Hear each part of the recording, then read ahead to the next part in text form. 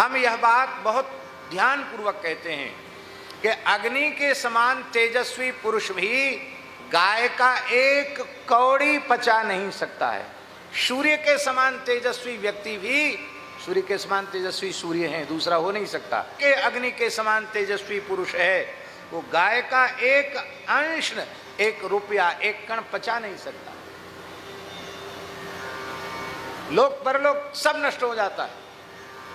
मानव सेवा से बचा हुआ धन गो सेवा में लगाया जा सकता है, जन सेवा से।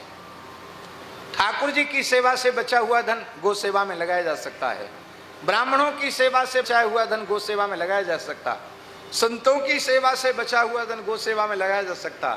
पर गाय की सेवा के लिए जो धन आया है वो ठाकुर सेवा में नहीं, ठाकुर जी नहीं पचा सकते उसको, संत नहीं पचा सकते उसको, ब्राह्मण नहीं पचा सकते उसको। और दुख की बात है कि कई बार तो अधिकारी ही कहते हैं कि हम इतना मंजूर तुम्हारे लिए करेंगे, इसमें से कितना हमको दोगे। आपसे बिना तथ्य के हम कोई बात नहीं बोल सकते, झूठी बात बोलने का अभ्यास हमारा नहीं है। सामने हमारे उड़ीसा के संत जगदीश दास जी बैठे हैं।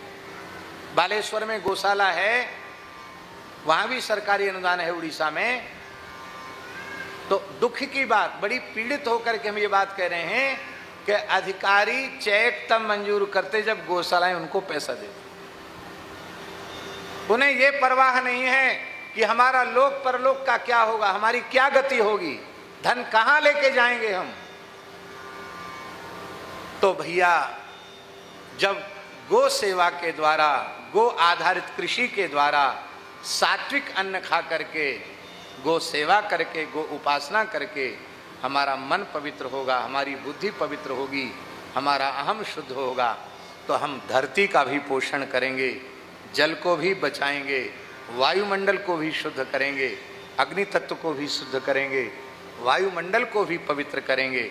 तो हम परमात्मा की बनाई हुई प्रकृति में जो विष व्याप्त हो रहा है, इस विष का समन करके हम पर्यावरण की रक्षा करके, प्रकृति की रक्षा करके पुण्य के भागी बनेंगे।